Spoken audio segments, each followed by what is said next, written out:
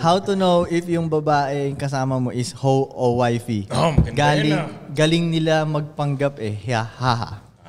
Okay. At Nice medyo nalilito ako dito, tol.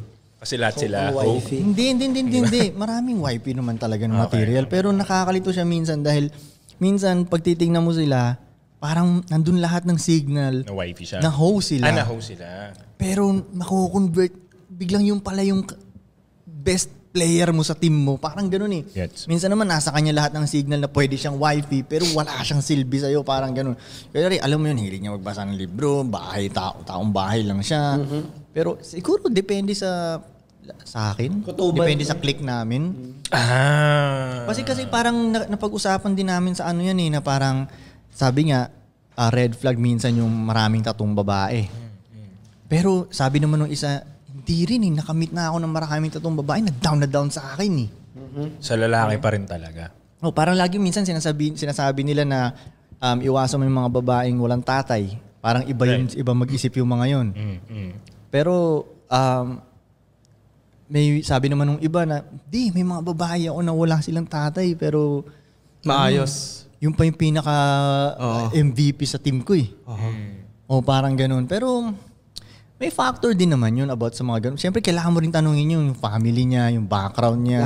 Lahat. Ano ba, titingnan mo siya kung ano ba siya, meron ba siyang mga mental disorder. Mga abuse ba siya, mga ganun. Pero sa tingin ko, yung mga babaeng ganun na may mga damage, meron pa rin lalaking para sa kanila eh. May mga taga-fix doon, Goy. May mga lalaking kayang mag-handle nun. Parang ganun. So basically, nasa iyo na rin pa rin yan kung paano mo i-handle ang isang babae. Kung yung ba yung para sa'yo, sa tingin mong, manigigess mo? Kung hoe ba siya o wifey para sa'yo? Para sa'yo. Para sa'yo. Diba? Parang gano'n. Alam mo, ang mali ng ibang mga lalaki, tol. Masyado sila nakatingin sa pussy, tol eh. Parang yun lang tinitingnan nila. So ngayon, nag-end up sila sa maling relationship dahil umpisa pa lang, hindi nila nakikita na masama pala yung ugali ng babaeng to. Diba? May mga past experience pala siya dahil sobrang nakatingin siya dun sa pussy lang. Alam mo yun, di niya na nakikita yun. Yung hasal ng babae, di niya nakikita pussy. Kumbaga, ang point ko lang, wag yung pussy lang yung tignan. Kumbaga, yung babae yung mismo sino ba? Siya, Oo, yung babae minsan hindi mismo. na nga natitignan ng lalaki kung ano ang magagawa nila together eh. Yun nga tol eh. Nakakapanghinayang ibang babae na malupit sana sila. Kaya lang, ang tingin sa kanya ng partner niya, pussy ka lang. Pussy lang. So hindi na niya bibigyan ng chance na mag-bloom yung babae. Exactly. Well, in fact, napakalupit sana ng empire mo. Exactly. Hinayaan mo mag-bloom yung queen mo. Exactly. Sobrang nakatingin lang siya. Sobrang nakatingin lang siya sa pussy. Hindi niya nakita yung good qualities ng babae. Parang minsan sinasabi ko nga sa mga ibang nakakausap ko, okay lang ka nagtanong sa babae kung anong talent niya. Never ka nagtanong eh. Tama. Kasi masyado kang nakatingin sa pussy. At doon ka lang sa pussy nakatingin eh. Hindi mo lang tanongin, may gusto ka bang aralin? Like, mayroon ka bang baking school na gustong ano? Like, hindi man lang sila concerned. Like, ako umpisa pa lang tinatanong ko agad, anong talent mo? Para alam ko agad saan siya magaling, anong hilig mo, parang ang passion niya ko, anong passion mo. Okay, marunong ako kumanta, okay. Meron akong ano doon, may studio ako doon. Basta alam mo yun. Support mo din. Alamin mo yung... tol. Kasi bandang huli, lahat naman may pussy. Tama. Diba? Pero, bawat kanto. Yung mga malulupit na qualities, hindi lahat yan sila meron. Parang ganun. Lahat may pussy, konti lang ang down.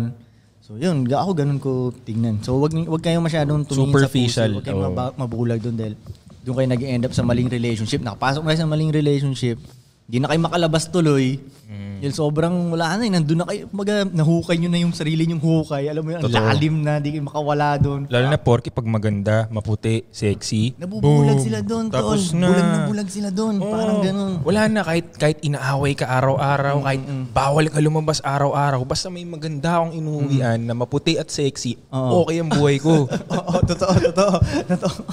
Ang daming ganyan. Totoo. Tol, maraming ang ganun, yung mga tumanda na mayaman na sila, made it na sila, pero yun lang talaga yung lifestyle na stressed out pa rin sila. Like, kasi nga, gusto ko ng magandang babae sa loob ng bahay ko. Yun lang ang tinitignan nila. May own akong magandang babae na talak ng talak na kinokontrol ng edits ko. It won't work. Totoo, man. You'll never be happy.